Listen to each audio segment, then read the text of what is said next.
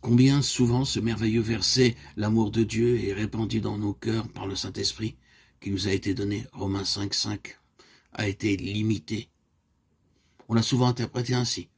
Il s'agit de l'amour de Dieu pour moi. Oh, quelle limitation. C'est seulement le commencement. L'amour de Dieu signifie toujours l'amour de Dieu dans sa plénitude, comme une puissance habitant en nous, un amour auquel mon cœur répond en l'aimant à mon tour et qui déborde en amour pour mon prochain. L'amour de Dieu pour moi, mon amour pour lui et mon amour pour mon prochain. Les trois ne font qu'un. Vous ne pouvez pas les séparer.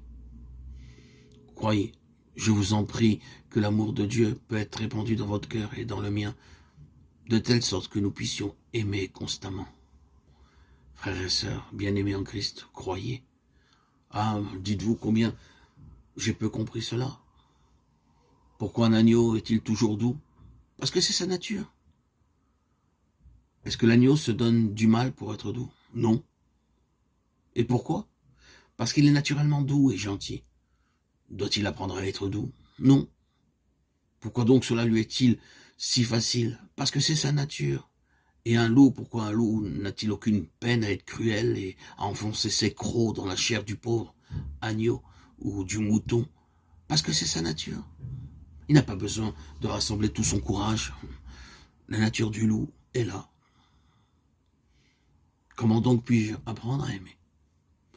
Je ne le puis jusqu'à ce que le Saint-Esprit remplisse mon cœur de l'amour de Dieu et que je commence à soupirer après cet amour, d'une manière bien différente de celle avec laquelle je l'ai égoïstement recherché auparavant, comme un réconfort, une joie, un bonheur et un plaisir pour moi-même, jusqu'à ce que je commence à apprendre que Dieu est amour et à réclamer cet amour et à le recevoir comme une puissance me poussant à me sacrifier moi-même, jusqu'à ce que je commence à voir que la gloire, la bénédiction est d'être semblable à Dieu et à Christ, en donnant pour les autres tout ce qu'il y a en moi.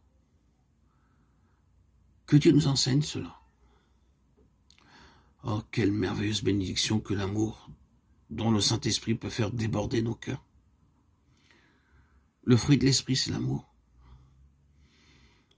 Une fois de plus, je demande pourquoi doit-il en être ainsi? Et voici la réponse. Sans cela, nous ne pouvons vivre journellement une vie d'amour. Combien souvent, quand nous parlons de consécration, nous avons à parler de caractère. On m'a dit quelquefois, vous parlez trop du caractère. Je ne crois pas que nous puissions donner trop d'importance à cette question. Considérez une pendule, vous savez à quoi servent les aiguilles? Les aiguilles montrent ce qu'il y a à l'intérieur de la pendule. Si je vois que les aiguilles sont... Je sais que la pendule est arrêtée et que ses rouages ne fonctionnent plus. Ces aiguilles donnent une fausse indication si la pendule avance ou retarde. Je sais qu'il y a à l'intérieur de la pendule quelque chose qui ne va pas. De la même manière, le caractère montre ce qui se passe à l'intérieur.